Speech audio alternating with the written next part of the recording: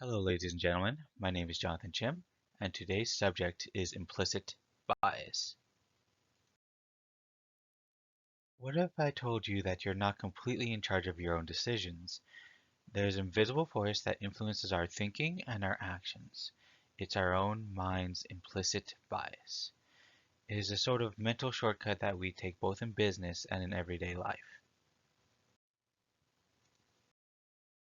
Now, what am I trying to do here? Well, assuming many of us are going to become managers or will have leading roles in the future, we need to be aware of the issue of implicit bias and learning how to deal with it. After all, if you do not know a problem exists, how can you fix it?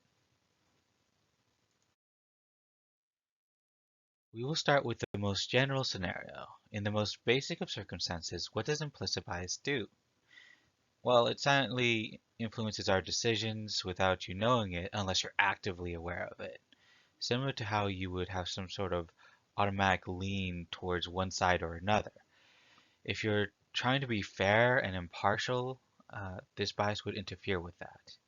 In a workplace setting, if people notice your bias but you do not, it would seem like you're being unjust, and it would affect your organizational culture and it would seem unethical.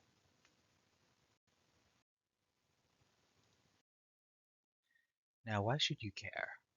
If you're making decisions and your bias skews your view of a situation or problem, you may not be able to see the solution objectively.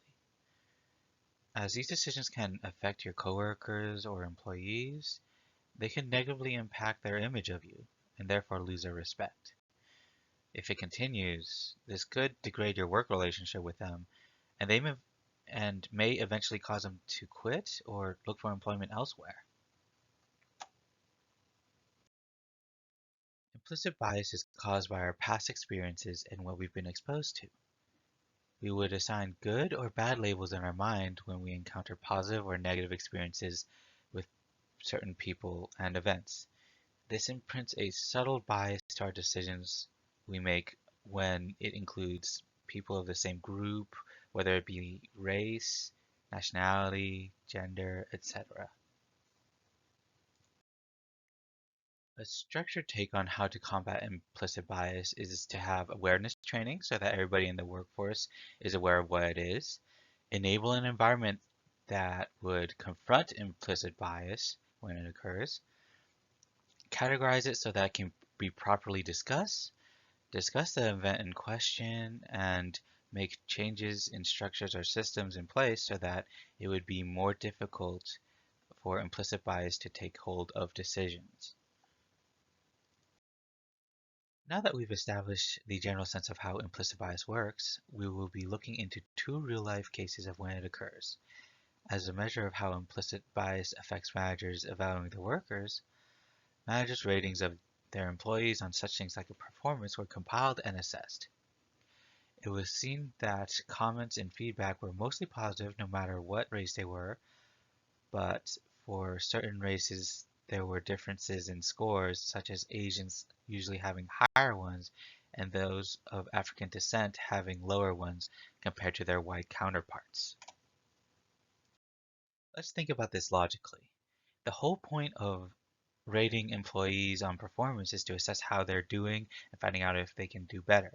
If managers arbitrarily rating workers while being affected by implicit bias, the scores would not properly be done. Treating employees unequally based on race would cause conflict between not only those of different races, but also between management and employees, and they would know that they were not being treated fairly.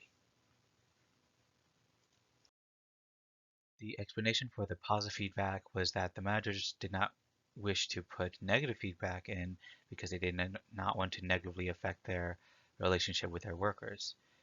As the reasoning that the managers provided did not explain the difference in rating, the implicit bias was viewed as the culprit.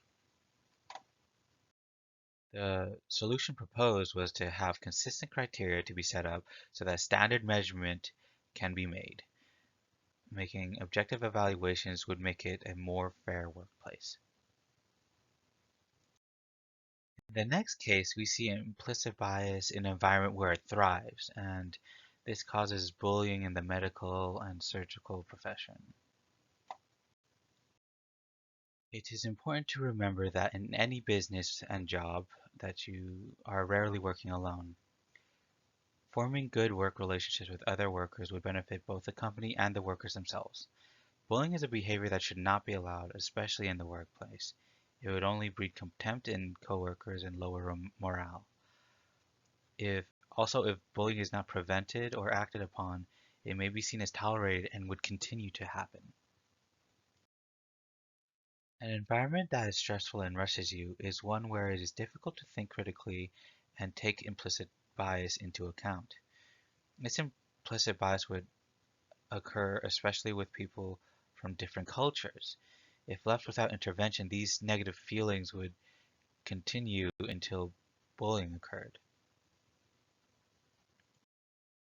While it can be understood that in busy environments it's difficult to consider our actions, our decisions, and why we would think ill of others, taking a moment to think about what we're doing and wondering if implicit bias is affecting us can prevent harmful decisions.